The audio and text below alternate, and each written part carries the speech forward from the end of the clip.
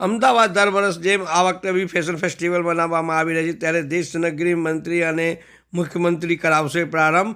ત્યારે આપણો અમદાવાદ મ્યુનિસિપલ કોર્પોરેશનના કમિશનર BN પાની શું કહી રહ્યા છે, આવો જાણીએ।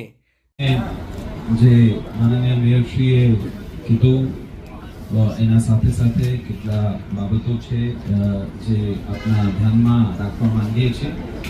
પહેલી વસ્તુ એ છે કે આ વખતના શોપિંગ ફેસ્ટિવલ સ્વદેશી પ્રોડક્ટ ઉપર મહત્તમ રૂપે એને ફોકસ કરવામાં આવશે।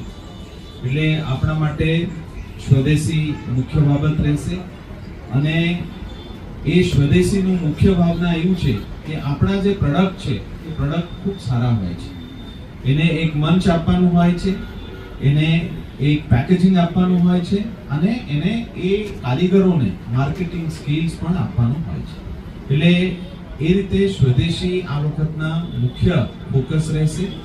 એમાં વસ્ત્રાપુર જે હાટ છે એને પૂરેપૂરું સ્વદેશી થીમ ઉપર કરવામાં આવશે। વસ્ત્રાપુરના હાટ એના સાથે સાથે જે પૂરેપૂરું GMDC માં પણ સ્વદેશી ઉત્સવ થાય છે, રિવરફ્રન્ટમાં પણ અલગ અલગ સ્વદેશીના પ્રોડક્ટ રહેશે। એટલે નિકોલમાં પણ જે શોપિંગ ડિસ્ટ્રિક્ટ છે એમાં પણ સ્વદેશી મુખ્ય થીમ રહેશે।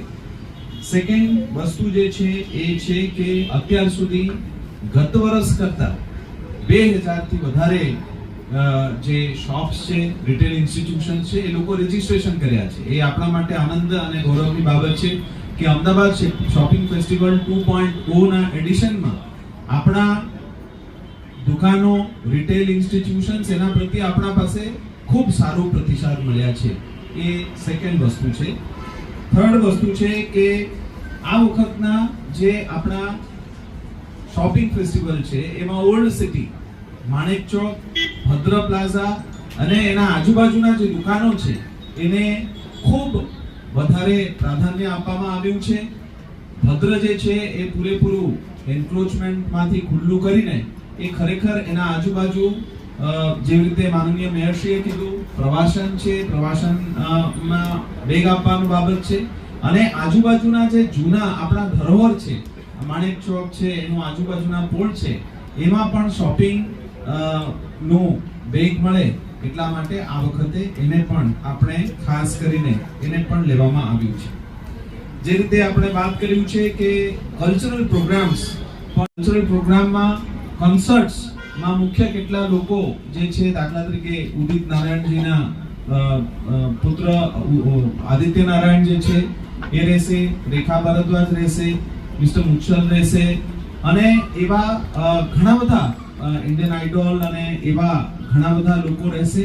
પ્રથમ દિવસે અહીંયા કબીર કેફે વાળું પ્રોગ્રામ રહેશે। એટલે by and large cultural program જે છે, કલ્ચરલ કોન્સર્ટ્સ, જે રીતે માનનીય મેયરશ્રીએ કીધું કે શોપિંગના સાથે સાથે cultural program, food, cuisine, Ahmedabad ખરેખર અમદાવાદનું આ જે બધા વિશેષત્વ છે એ બધાને વેગ મળે એ રીતે આ શોપિંગ ફેસ્ટિવલને ડિઝાઇન કરવામાં આવ્યું છે।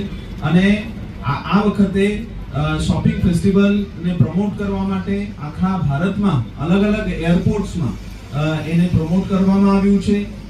ઇન્ડિગો જેવા જે એરલાઇન છે એમાં ઇનફ્લાઇટ મેગેઝિન્સમાં પણ પ્રમોટ કરવામાં આવ્યું છે અને ખૂબ દેશ વિદેશથી ખાસ કરીને આ વખતે NRI અને NRG આપણા જ્યાં આવે છે એ લોકો આ સમયમાં જ આવે છે। એટલે આ સમયમાં એ લોકોને આપણા જે માનનીય મેયરશ્રીએ આપને વાત કરી કે રિટેલ, આપણું પ્રવાસન, આપણું ટુરિઝમ, આપણું ઓલ્ડ સિટી ચાર્મ, આપણી heritage, first world heritage city, આપણી જે પૂરેપૂરું શહેરનું ક્વિઝિન, એ બધુંને વેગ મળે એ રીતે આ વખતના આ શોપિંગ ફેસ્ટિવલ એક નવા એડિશન છે, એક સારું એડિશન છે અને આ વખતે મને આશા છે કે આપણા તમામ જે અમદાવાદના લોકો બીજા બહારના લોકોને આવકારે અને આ વખતે એરપોર્ટમાં એક કાઉન્ટર પણ રાખવામાં આવ્યું છે જેનાથી લોકો 2-3 દિવસનું આઇટિનરી સેટ થાય। એટલે લોકો કયા હોટલમાં જાય, કયા પ્રવાસ સ્થળ પર જાય, એ કયા શોપિંગમાં જાય, એ બધું થોડું એ લોકોને માહિતગાર કરીને લોકોને જાણકારી આપવામાં આવે એવું તમામ વ્યવસ્થા કરવામાં આવ્યું છે। આપે આજે આપે આજે અહીંયા પધાર્યા છો અને આપને ખૂબ ખૂબ આભાર વ્યક્ત કરી વિરમું છું. ધન્યવાદ. ऐसे ही अन्य खबरों के लिए चैनल को सब्सक्राइब कीजिए। खबरों का नोटिफिकेशन पाने के लिए बेल आइकॉन को जरूर दबाएं।